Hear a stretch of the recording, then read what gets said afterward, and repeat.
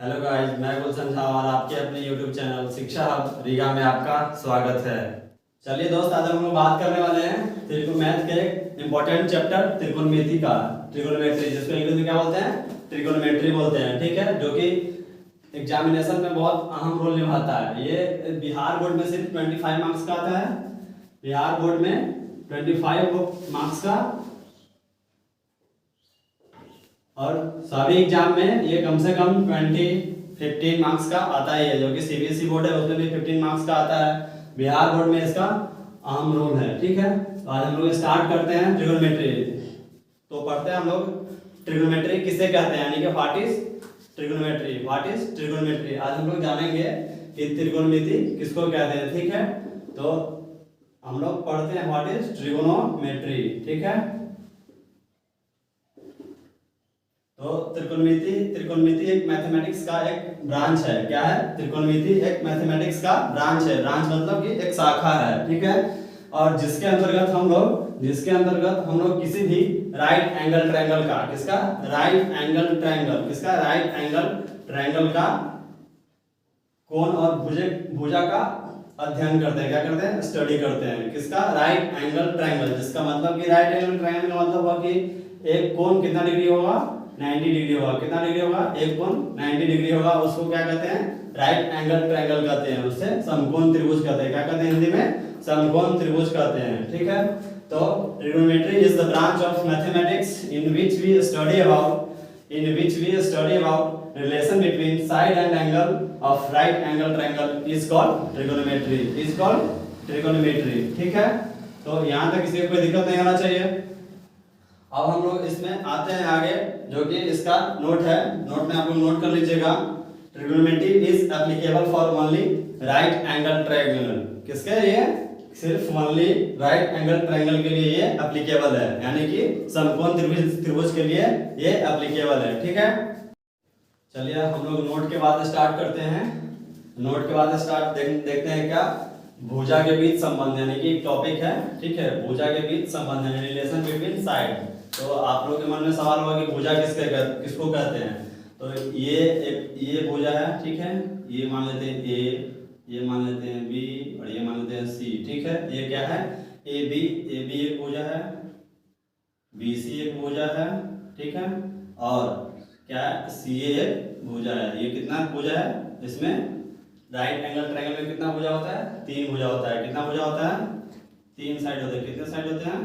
3 side होते हैं। ठीक है, इसको हम लोग बोलते हैं एंगल, जो थीटा डिग्री है। ठीक है, एंगल क्या है? थीटा डिग्री है। और ये जो सबसे बड़ा वाला होता है उसको हम बोलते हैं कर्व, यानी कि हाइपोटेनियस। क्या बोलते हैं? हाइपोटेनियस। इसको हम लोग डिनोट करते हैं एच से। किससे? एच से। तो लिखेंगे it is denoted by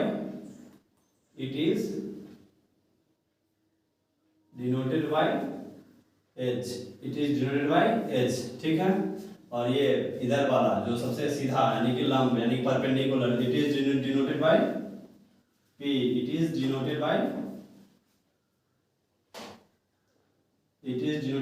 P. ठीक है, यहां तक कोई किसी को दिक्कत? यानी कि भुजा इसमें कितना हुआ? ये क्या है?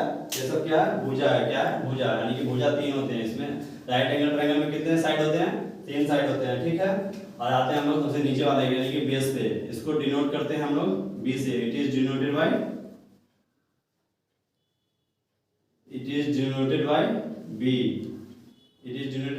बी। ठीक है, तो हम लोग इसके बीच का संबंध देखते हैं, यानी कि रिलेशन बिटवीन साइड। तो आइए हम लोग जानते हैं क्या है इसके बीच का रिलेशन। तो h बराबर, यानी कि h स्क्वायर बराबर p स्क्वायर प्लस आधार स्क्वायर, यानी कि कर्ण स्क्वायर बराबर लंब स्क्वायर प्लस आधार स्क्वायर। ठीक है, इसको हम लोग बोलते हैं पाइथागोरस थ्योरम। कौन सा थ्योरम? पाइथागोरस थ्योरम, जो कि हम लोग इसको पढ़ेंगे कहाँ? ज्योमेट्री में पढ़ेंगे। ठीक है, ज्योमेट्री में हम लोग इसके बारे में ज़्यादा जानेंगे। तो अभी यहाँ पे इसका यूज है, तो हम लोग इसको देखते हैं एक बार। ठीक है, तो अब हम लोग इसका रिलेशन समझते हैं कि इसी से अब एक देखिए हम लोग बनाते हैं h बराबर है root under p square plus b square. ठीक है, तो इसी फॉर्मूला से, ये क्या है? फॉर्मूला है। इसी फॉर्मूला से एक दूसरा फॉर्मूला भी तैयार होता है, जो कि है क्या है? p बराबर, क्या बराबर? p बराबर root under h square minus b square, h square minus b square, ठीक है। यानी कि perpendicular is equal to root under, sorry perpendicular is equal to hypotenuse square minus base square, ठीक है। और इसी से एक और निकलता है हम लोग का बी बराबर root under h square minus p square, यानी कि बेस बराबर root under hypotenuse square minus perpendicular square, ठीक है। तो हम लोग इसको हिंदी में भी देख लेते हैं, बहुत सारे बच्चों को इंग्लिश में समझ में नहीं आता है, तो इधर देखते हैं क्या, कर्म बराबर यानी कि एच बराबर क्या बराबर, एच बराबर रूट अंडर लंब स्क्वायर प्लस आधार स्क्वायर, रूट अंडर लंब स्क्वायर प्लस एच स्क्वायर, ठीक है। उसके बाद हम जानते हैं लंब बराबर क्या, लंब बराबर यानी कि पी बराबर परपेंडिकुलर बराबर रूट अंडर कर्न स्क्वायर माइनस क्या होता है आधार स्क्वायर, क्या होता है कर्न स्क्वायर माइनस आधार स्क्वायर, ठीक है। यहाँ तक किसी को दिक्कत। और उसके बाद है क्या, आधार बराबर क्या, आधार यानी कि बी बेस बराबर रूट अंडर कर्न स्क्वायर माइनस लंब स्क्वायर, ठीक है। ये इसी तीनों का हिंदी में है, ठीक है, हिंदी फॉर्म में है। तो आप लोगों को जो अच्छा लगे, जो याद हो वो याद कर लीजिएगा, ठीक है। और सबसे इंपॉर्टेंट रोल ये एच बी पी यानी कि ये क्या है, ट्रिपलेट नंबर, क्या है ट्रिपलेट नंबर। इसको हम लोग बोलते हैं हिंदी में त्रिक संख्या। कौन संख्या, त्रिक संख्या। अगर आप लोग को ये याद है तो इस फार्मूला का उतना यूज ही नहीं करना होगा, ठीक है। और आप लोग ये याद रखिएगा तो उस फार्मूला का उतना यूज ही नहीं करना होगा, ठीक है। ये बहुत ही वीवीआई है, इसको आप लोग याद करके रखिएगा वीवीआई। अगर आप लोग याद रखते हैं तो आप लोगों को क्वेश्चन बनाने में बहुत ही आसानी होगी, ठीक है। चलिए हम लोग देखते हैं अब नेक्स्ट कि इसमें कहता है कि राइट एंगल ट्रायंगल में जो एंगल होता है, एंगल ये कौन है, इसको मानते हैं ए, ये होता है बी, ये सी, ठीक है। और ये भी ए बी सी, ठीक। एंगल में एंगल चेंज करने पर क्या है, यहाँ पे एंगल कौन है मेरा, ये है एंगल, क्या है एंगल, क्या है मेरा ये है कौन सी, ठीक है। और यहाँ पे मेरा एंगल क्या है, यहाँ पे मेरा एंगल है कौन ए, ठीक है। यहाँ पे ये है एंगल, ठीक है। हम लोग समझते हैं एंगल इसमें कहता है थीटा के कोण के सामने वाली भुजा लंब कहलाती है, क्या कहलाती है, थीटा डिग्री कोण के सामने वाली भुजा यानी कि पी मतलब कि परपेंडिकुलर यानी कि लंब कहलाती है, क्या कहलाती है, लंब कहलाती है। तो इसमें देखते हैं हम लोग लंब कहाँ है, ये, ठीक है। ये थीटा है और थीटा के सामने वाली भुजा क्या कहलाएगी, लंब कहलाएगी, क्या कहलाएगी, लंब, जो कि ये है, ठीक है, थीटा के सामने वाली। और यहाँ भी तो फिर हम देखेंगे ना थीटा के सामने वाली, यहाँ के थीटा के सामने वाली कौन क्या कहलाएगी, भुजा क्या कहलाएगी, लंब कहलाएगी, क्या कहलाएगी, लंब। ये थीटा के सामने वाली भुजा लंब कहलाती है, यहाँ भी थीटा के सामने वाली भुजा क्या कहलाती है, लंब कहलाती है, ठीक है। यहाँ तक किसी को दिक्कत नहीं होना चाहिए। फिर है इसमें सेकंड नंबर है कि एंगल कोण बदलने से क्या होता है, एंगल यानी कि कोण बदलने से क्या होता है, पी एंड बी यानी कि लंब, परपेंडिकुलर यानी कि लंब और बेस यानी कि आधार दोनों बदल जाता है। क्या होता है, एंगल बदलने से, एंगल हम यहाँ रखे हैं तो मेरा लंब कहाँ हो गया, यहाँ, और एंगल हम यहाँ रखे हैं तो मेरा लंब हो गया यहाँ, ठीक है। आप लोग इसको ध्यान दीजिएगा। और हम एंगल यहाँ रखते हैं तो लंब यहाँ होता है, और एंगल यहाँ रखते हैं तो लंब यहाँ होता है, ठीक है। और एक चीज ये याद रखिएगा, जो ये हाइपोटेनस होता है ना, कर्व, क्या है कर्व, ये फिक्स होता है, क्या होता है, फिक्स होता है। कर्व क्या होता है, कर्व फिक्स होता है, ये फिक्स होता है।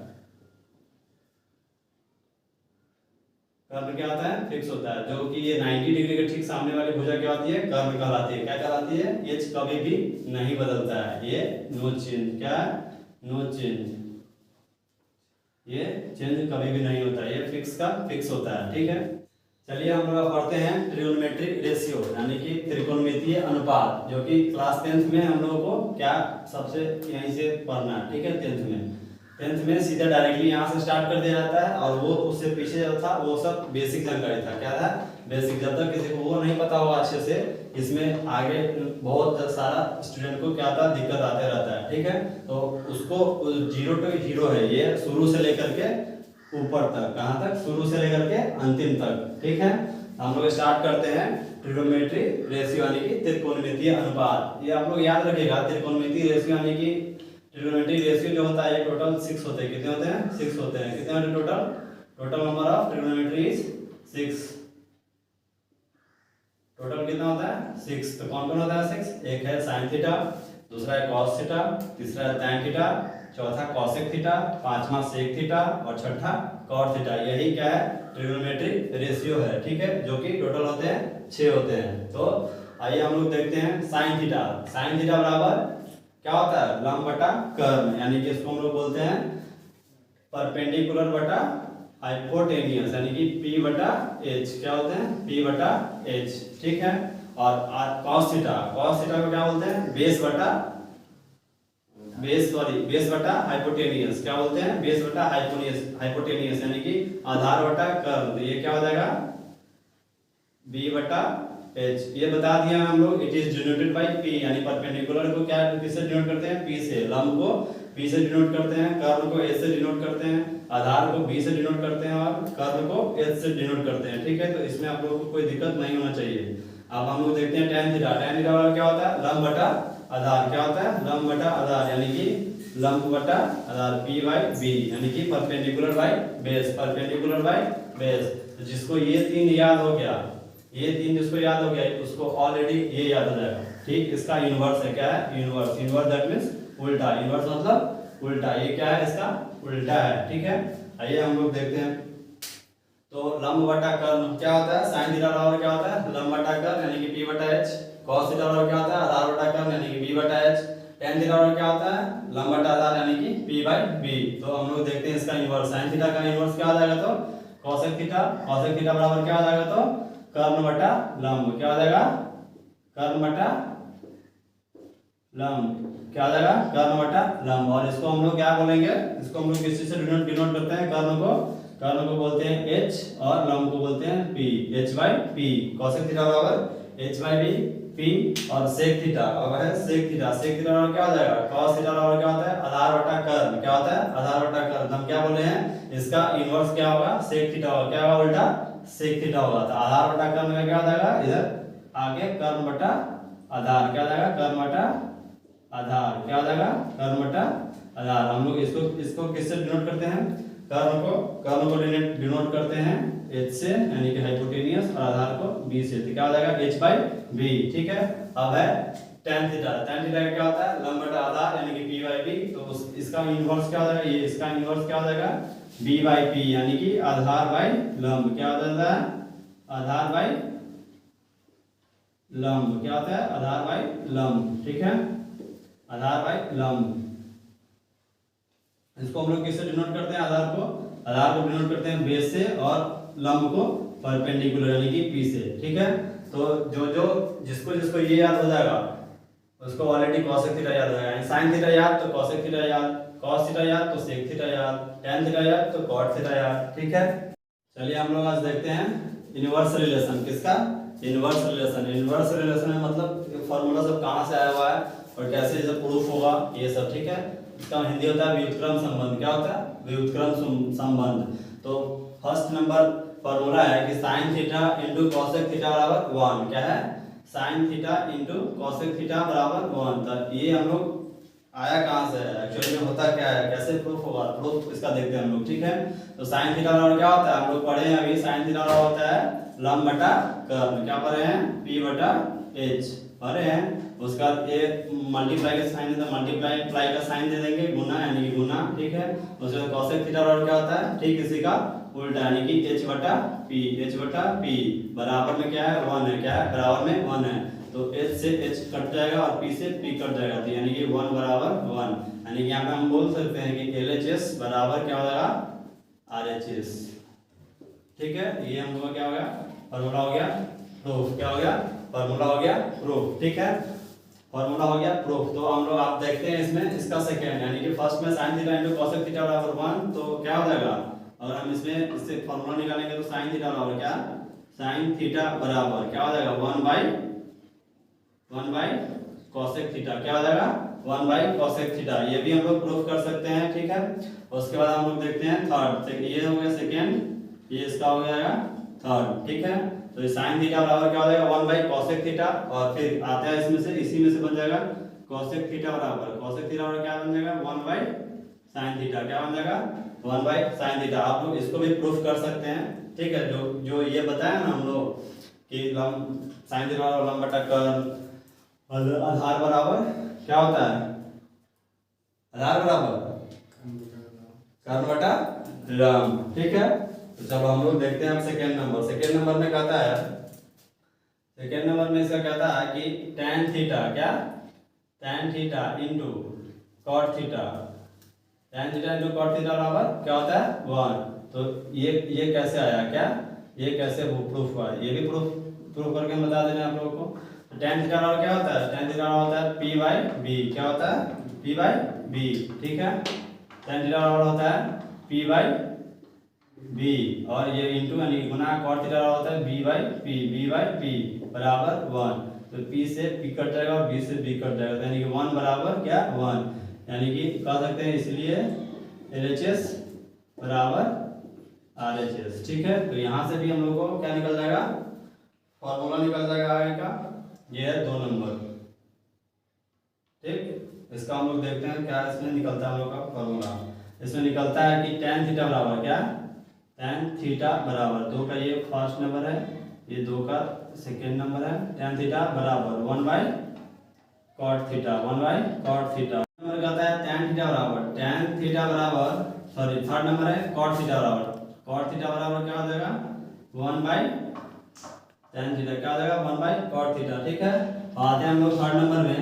थर्ड नंबर में कहता है कि cos theta into sec theta बराबर क्या होता है 1, cos theta into sec theta बराबर 1। तो इसको हम लोग प्रूफ करते हैं।